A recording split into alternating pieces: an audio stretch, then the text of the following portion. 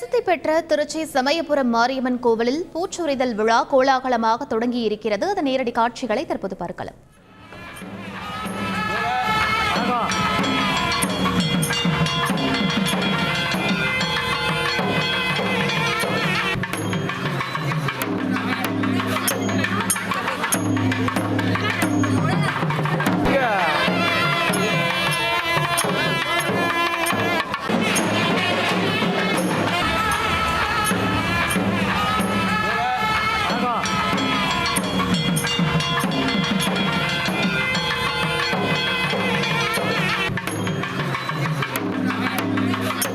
இது பற்றிய கூடுதல் விவரங்களை எமது செய்தியாளர் வினோத் சொல்ல கேட்கலாம்.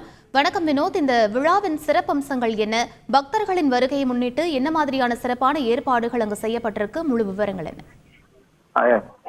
சமயபுரம் மாரியம்மன் உலக மக்கள் நன்மைக்காக இன்று முதல் 28 நாட்கள் தனது பச்சைப்பட்டினி விரயத்தை தொடங்கியிருக்கிறார்.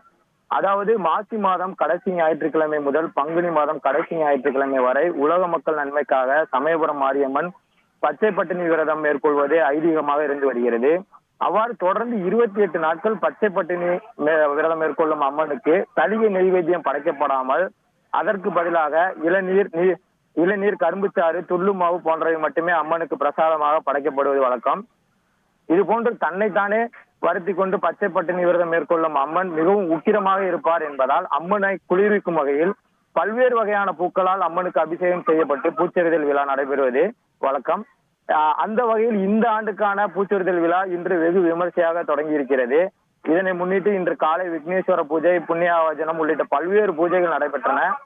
இதனைத் தொடர்ந்து இந்து சமய அறநிலையத்துறை சார்பில் நடைபெற்ற பூச்சொரிதல் விழாவில் இணை ஆணையர் கல்யாணி தலைமையில் அறநிலைத்துறை அலுவலர்கள், கோவில் ஊழியர்கள் மற்றும் ஏராளமான பக்தர்கள் பூந்தட்டுகளை ஏந்தி தேரோடும் வீதி வழியாக வலம் வந்து மூலஸ்தானத்திற்கு கொண்டு சென்றனர். பின்னர் மூலவ அம்மனுக்கு பூக்களால் அபிஷேகம் செய்யப்பட்டு பூச்சொரிதல் விழா நடைபெற்றது.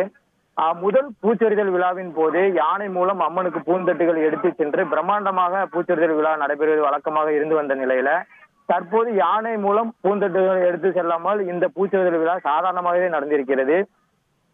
தொடர்ந்து 5 ஞாயிற்றுக்கிழமை நடைபெறும் இந்த பூச்சொரிதல் விழா காலங்களில் தமிழகத்தில் உள்ள பல்வேறு மாவட்டங்களில் இருந்து லட்சக்கணக்கான பக்தர்கள் வாகனம் மூலம் அணிவகுத்து மேலதாளங்களுடன் பூக்களை கொண்டு வந்து அம்மனுக்கு சாற்றி வழிபடுவார்கள். பங்குனி மாதம் கடைசி ஞாயிற்றுக்கிழமை பூச்சொரிதல் விழா முடிவின் பச்சை பட்டினி விரதத்தை முடிக்கும் அம்மன் சித்திரை மாதத்தில் வரக்கூடிய முதல் செவ்வாய்க்கிழமை அன்று திருத்தேரில் எழுந்தருளி பக்தர்களுக்கு அருள்பாலிக்க இருக்கிறார். விவரங்களுக்கு நன்றி வினோத்.